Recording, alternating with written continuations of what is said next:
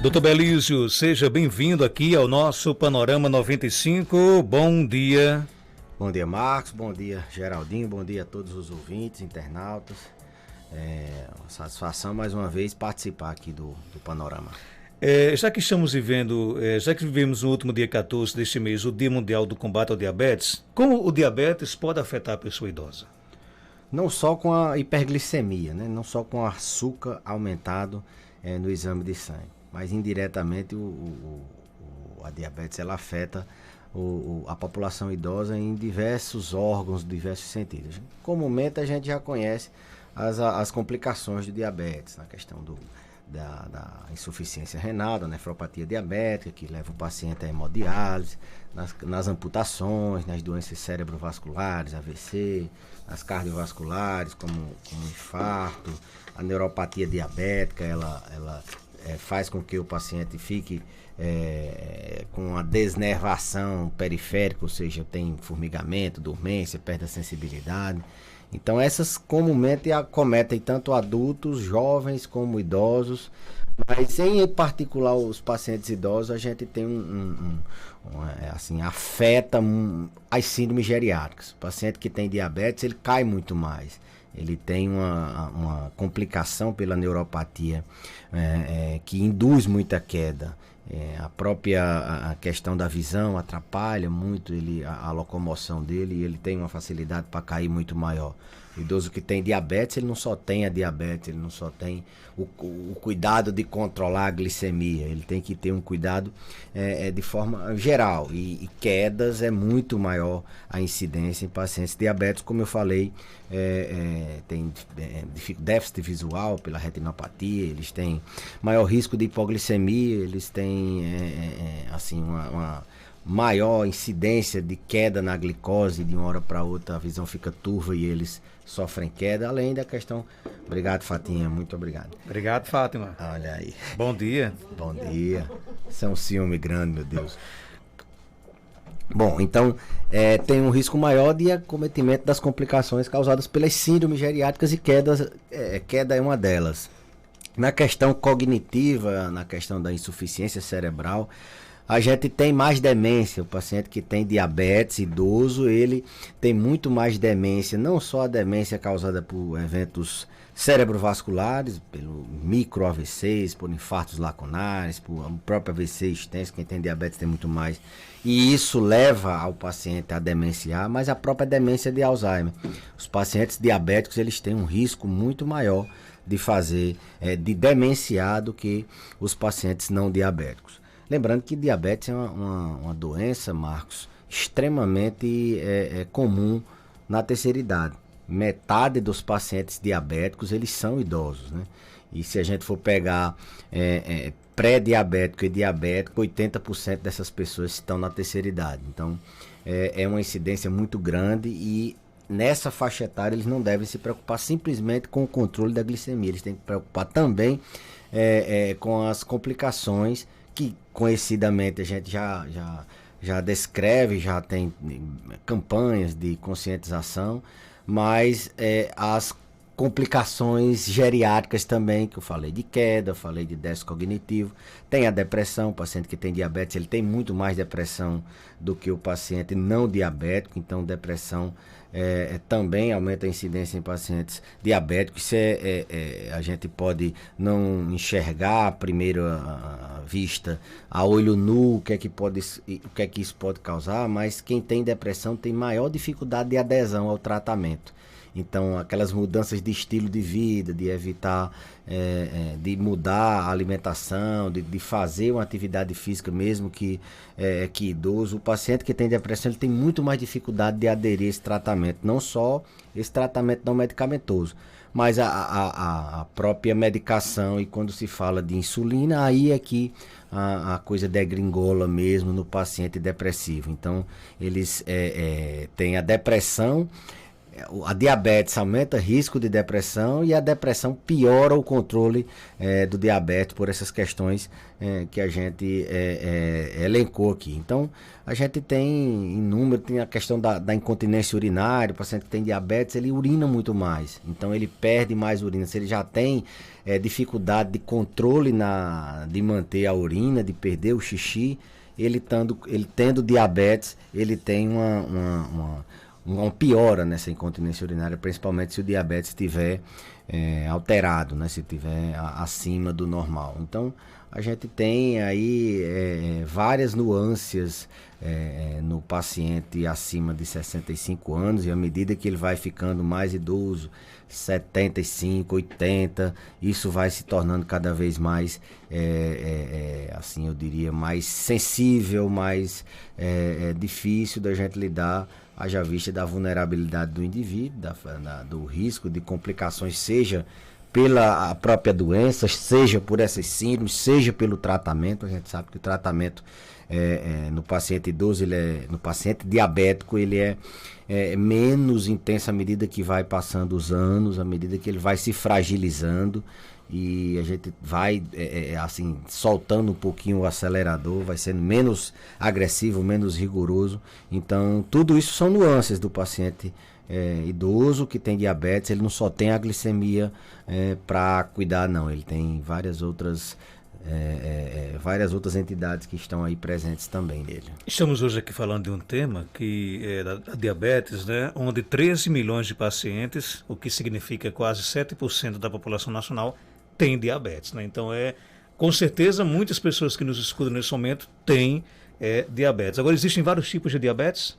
Sim, 13 milhões em todas as faixas etárias. Como eu falei, metade são idosos e 80%, isso 10 milhões de pessoas acima, 10 milhões de pessoas têm, desses 13 milhões aí, estão acima de 65 anos com pré-diabetes e com diabetes. A questão do tipo de diabetes, diabetes tipo 1 é uma doença que até bem pouco tempo a gente considerava ser só de crianças, de adultos jovens. É aquela doença que o paciente nasce com deficiência ou incapacidade de produção de um hormônio chamado insulina. A insulina, ela tem a função de pegar a glicose, de pegar o açúcar do sangue e colocar para dentro dos órgãos, dos tecidos, principalmente para dentro do músculo, do tecido adiposo, ou seja, da carne, da gordura. Ela tira o açúcar do sangue e coloca para dentro das células. Isso, no paciente diabetes tipo 1, não é possível. Então, ele nasce sem o hormônio.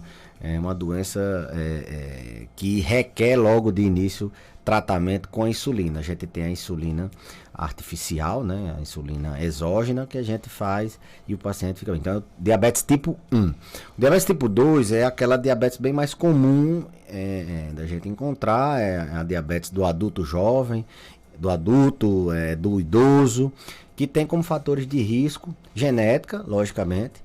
Uma pessoa que tem diabetes na família, ela tem um risco maior de ter diabetes também. Aquela família que tem um traço de diabetes, tem vários tios, tem primos, então aquela pessoa tem um risco muito maior. A obesidade é um fator de risco extremamente importante, porque o tecido adiposo, ele inibe, ele é tóxico para a própria hiperglicemia ao longo do tempo, ela é tóxica para as células do pâncreas. O pâncreas é quem produz esse hormônio chamado insulina.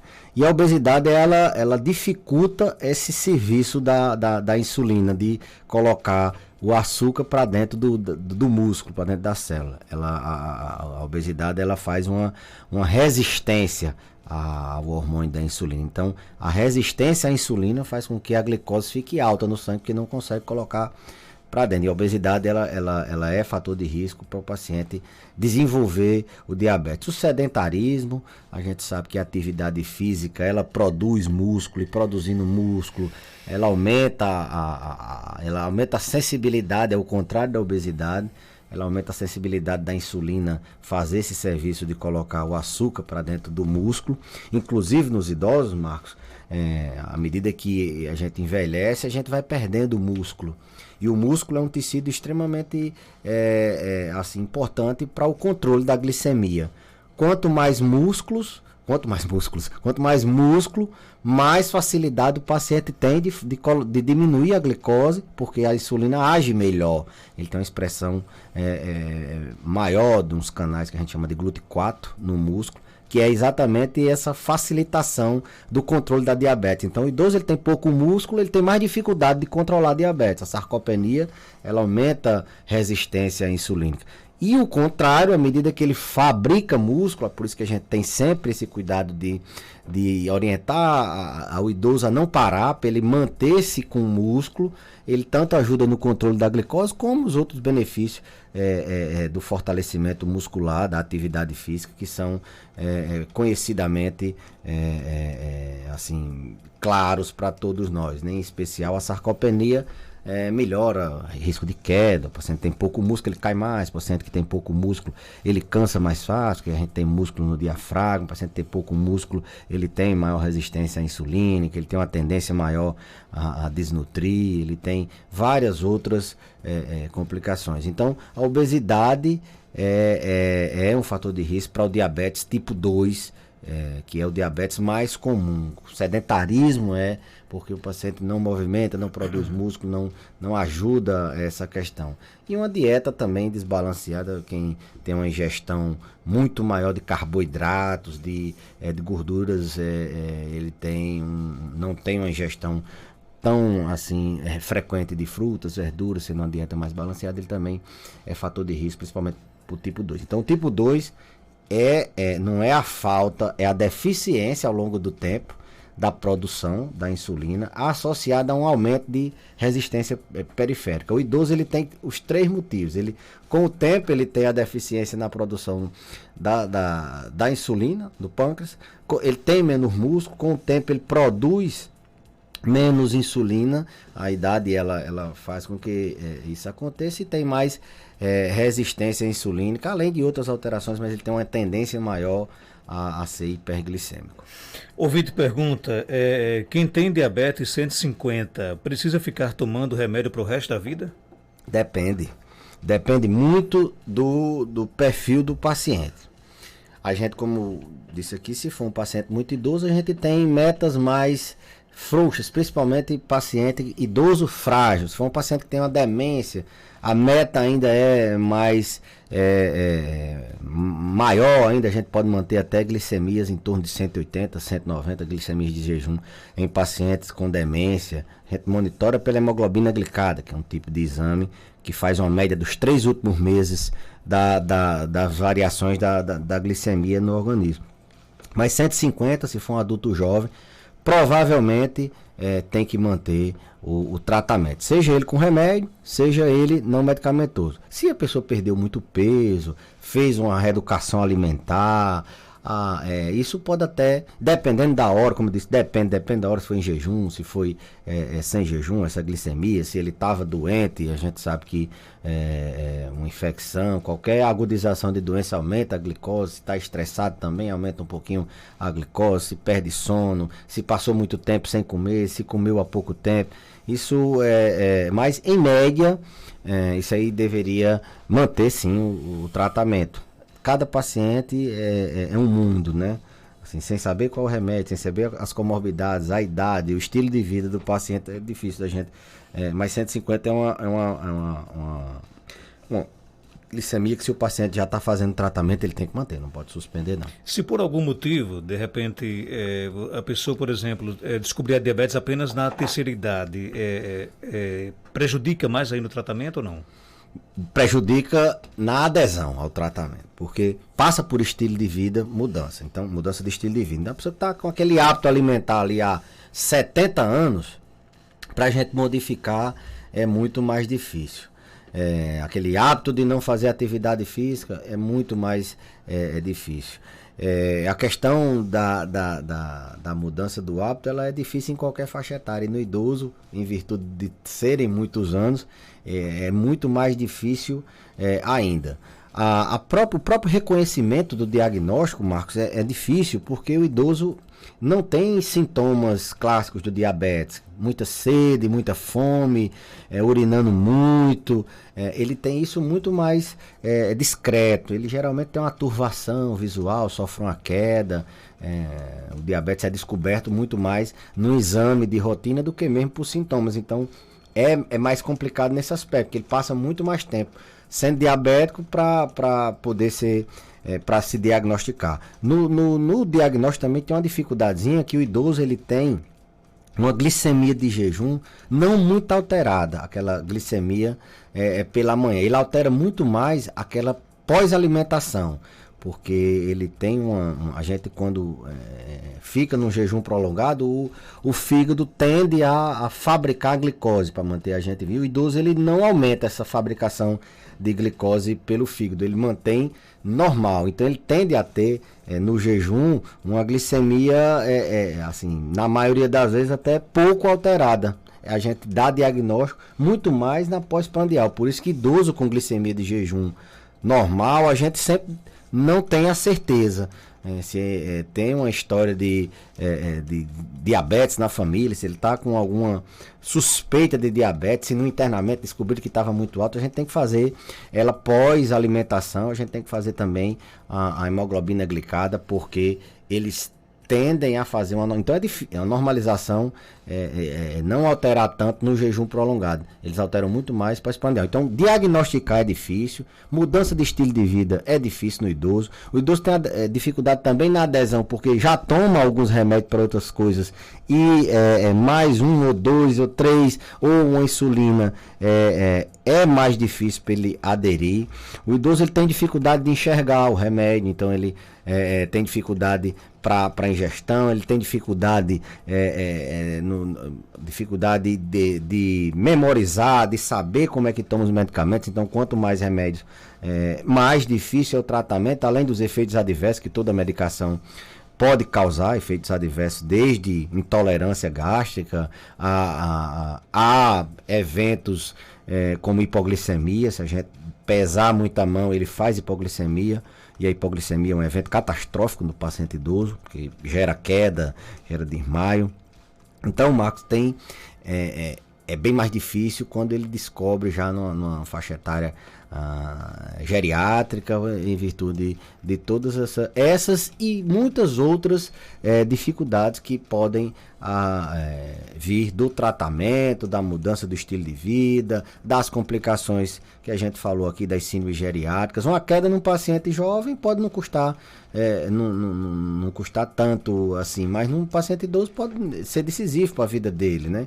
Uma depressão num adulto jovem, a gente sabe que a incidência de suicídio é muito mais eficaz, o idoso é muito mais eficaz, ele tenta bem menos e consegue do que o adulto jovem. Então depressão é muito complicada, a gente falou que aumenta a incidência de depressão, a gente falou que aumenta a incidência de demência. Então no idoso é muito mais complicado, porque ele tem um risco maior de demenciar, ele é mais vulnerável aos efeitos adversos das medicações e assim por diante. Não estou dizendo que é impossível, mas que o manejo é mais complicado, eu sempre digo que é uma alfaiataria. A gente tem que ser muito detalhista com os pacientes idosos, principalmente os pacientes diabéticos. Assim, a questão, por exemplo, do cuidador, eles tentam restringir abruptamente demais a alimentação, mudar o estilo de vida de uma hora para outra, e o idoso ele finda desnutrindo. Então até isso a gente tem que ter cuidado do cuidador não transferir que às vezes é ansiedade do cuidador, de querer, não pode isso, não pode aquilo. Tem que ter uma certa parcimônia, ele vai mudando os hábitos, e a gente tem muito mais cuidado dele não desnutrir do que mesmo dele controlar rapidamente a glicose. Tem essas nuances.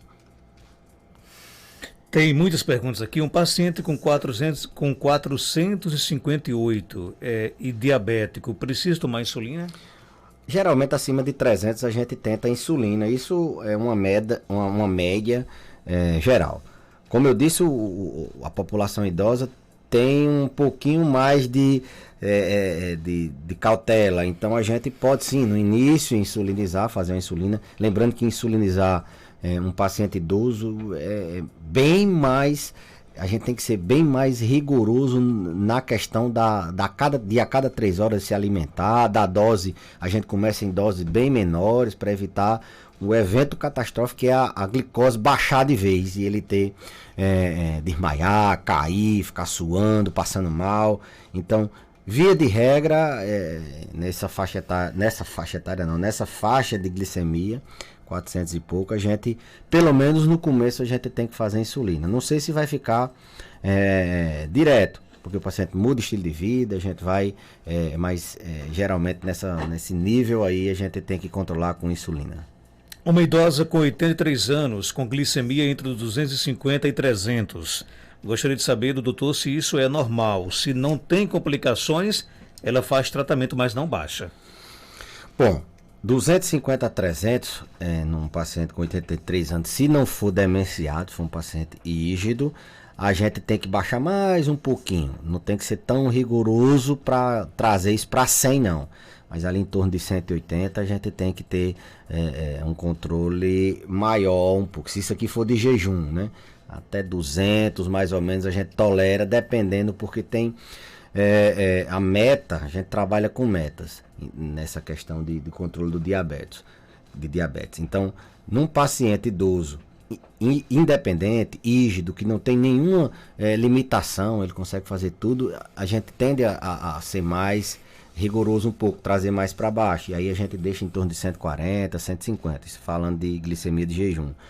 Num paciente que é idoso, mas ele tem algum grau de limitação, ele tem muitas comorbidades, a gente já leva mais para perto de 180, deixa ali, porque se baixar muito, é mais prejudicial para ele do que a gente deixar ela em torno disso. O paciente não pode se assustar, a gente até diz à família.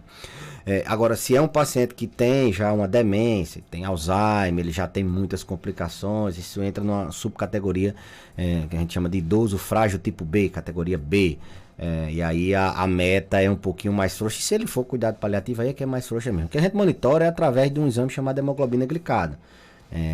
Esses pacientes rígidos é 7, 7,5 para essa outra subcategoria de tem alguma limitação, e paciente demenciado em torno de 8. Isso dá uma média mais ou menos de 200, 200 e pouco. Então, dependendo, 83 anos não quer dizer nada. Se ela for independente, se ela tiver uma demência, se ela tiver muita comorbidade, a gente pode até considerar quase normal essa glicemia. Mas, via de regra, tem que baixar mais um pouquinho. Doutor Belísio, um paciente que o sódio estava com 128 e baixou para 126, está perdendo os movimentos, é normal? Hospital. Se está com sintoma, um sódio abaixo de 130 e o paciente está com sintomas, ele tem que ir para o hospital. Geralmente isso é excesso de água. O sódio baixo é excesso de água, geralmente. O sódio está diluído no organismo. O mecanismo de controle no rim está alterado, provavelmente, deve ser geralmente por deficiência na excreção de água e o paciente hemodilui. Mas isso tem que ser visto se não é por outro mecanismo. Na maioria das vezes é por isso. Glicose pode levar ao AVC? Sim, complicação macrovascular. As complicações... Diabetes é uma doença silenciosa. Quem tem diabetes, assim, principalmente no começo, não sente nada, né? Não tem sintoma nenhum, a gente, principalmente o paciente idoso. Ele tem, às vezes, uma fome aumentada, está urinando mais, mas, via de regra, é uma doença silenciosa, mas é uma doença extremamente deletéria, até mais do que determinados cânceres. Ela destrói o indivíduo por dentro. Como é que ela destrói? Ela destrói com complicações na circulação, seja ela microvascular ou macrovascular. O AVC, como você perguntou, é uma destruição do cérebro através de um evento causado pela diabetes. A diabetes é um fator de risco, talvez não. Hipertensão é o principal fator de risco para ter AVC, diabetes é o segundo. Então ela causa AVC, ela aumenta muito o risco de ter AVC. Então, causa sim AVC, é porque é uma das formas de ela destruir o organismo. Ela destrói amputando, ela destrói destruindo o rim, colocando o paciente em insuficiência renal, precisando de hemodiálise. Ela causa cegueira, ela destrói a visão, ela destrói os órgãos dos sentidos. Então é uma doença que tem poucos sintomas, mas que ela à medida que ela vai avançando, essa glicose alta no sangue, esse açúcar alto, ele vai destruindo vários órgãos da gente, e o AVC é sim uma complicação da diabetes. Ok, tem mais pergunta aqui chegando, vamos ouvir. Bom dia, Marcos Dantas, mais doutor Belísio. Eu gostaria de perguntar ao doutor Belísio. Eu tenho 45 anos, sou diabética, tomo insulina, metformina e também tomo remédio de pressão, porque minha pressão descontrolou-se. Eu gostaria de saber porque agora apareceu um problema em mim, de uma dor do pescoço pro braço, desce pro braço esquerdo, mas essa dor só dá quando eu ando em subida. Quando eu saio de casa para andar, que eu pego essa rua que tem elevação de subida, é uma dor horrível que dá, sabe? Mas eu já percebi que é quando eu faço um esforço subindo, andando subindo. Já fui para cardiologista, já procurei o endocrinologista e nenhum disse que eu tenho nada. Já fiz exame de esteira e não deu nada.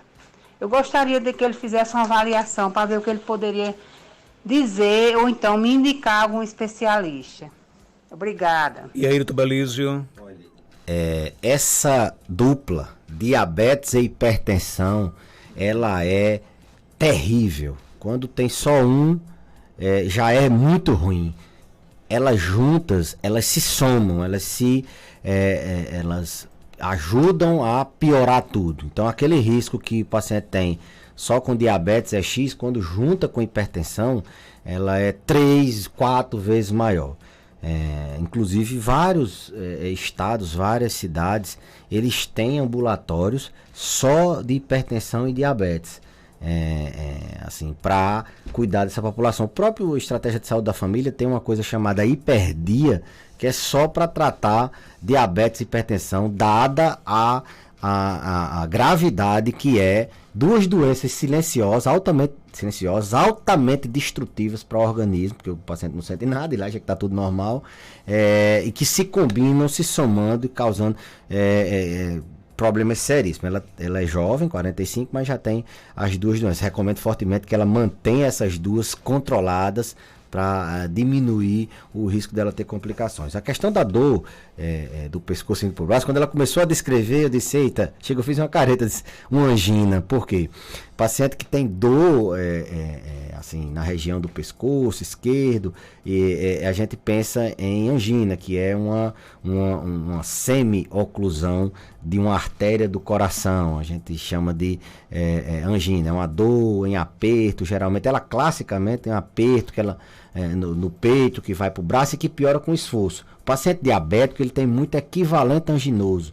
Ele tem o infarto de forma diferente um pouco. Então, isso que piora o esforço poderia ser, sim, uma doença cardíaca, uma veia entupida no coração, como comumente as pessoas chamam. Mas ela disse, já foi no cardiologista, graças a Deus, já fez a teste de esteira, já foi afastado, pelo que eu entendi, doença cardiovascular. E aí a gente pensa, sim, em doenças osteoarticulares, em doenças no osso do pescoço, ou na inervação, na própria musculatura, e aí eu recomendaria ela procurar nosso amigo Dr. Anderson, palmeirense, que está feliz como Geraldinho aí, não perde mais, né? Então, mandaria ela procurar a ortopedia ou mesmo a reumatologia para ver essa questão de dor cervical, que pode ser desde uma síndrome miofascial a doenças osteoarticulares assim, degenerativas.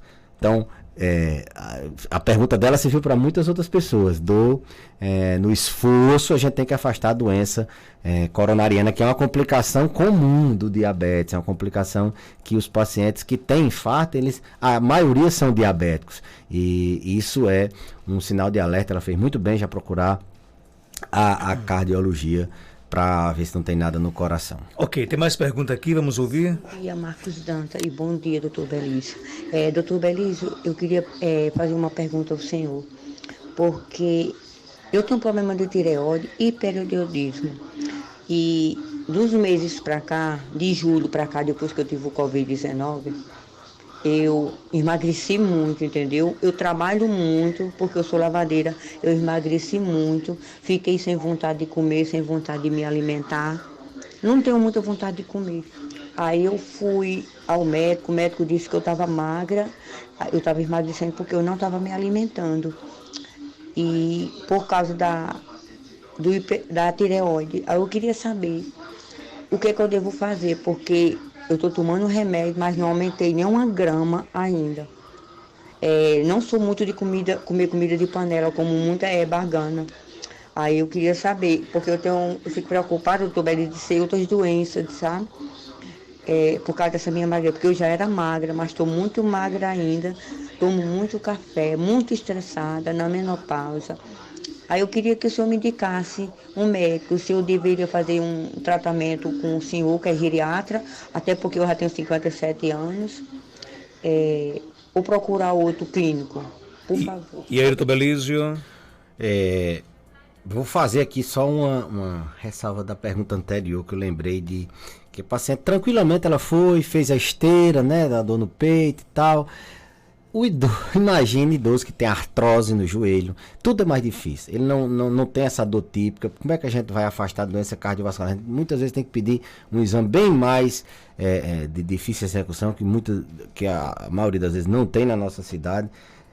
Isso eu falo para a gente ver como foi um exemplo de dificuldades no manejo do paciente idoso com diabetes. Nessa pergunta de agora, o paciente que está perdendo peso, ela tem doença na tireoide. Um dos sintomas de doença na tireoide, principalmente o hipertireoidismo, no caso dela parece que é hipotireoidismo, é a perda de peso. Eles ficam bem... Teria que ver esse nível de hormônio dela, se a dose não está muito alta, às vezes da levotiroxina, para a gente avaliar melhor se realmente só da tireoide. Perda de peso a gente sempre diz, tem várias causas, né? Desde doenças, como por exemplo doença na tireoide, como doenças do humor, por exemplo, depressão, ansiedade, ela diz que está estressada, a síndrome climatérica, ela pode alterar o apetite de forma direta ou indireta através da questão hormonal. Então ela já tem 3 coisas que podem causar, e pode ter outras doenças. A gente tem muita doença que cursa com perda de apetite, demência é uma delas, diabetes, ela dá muita ganho de apetite.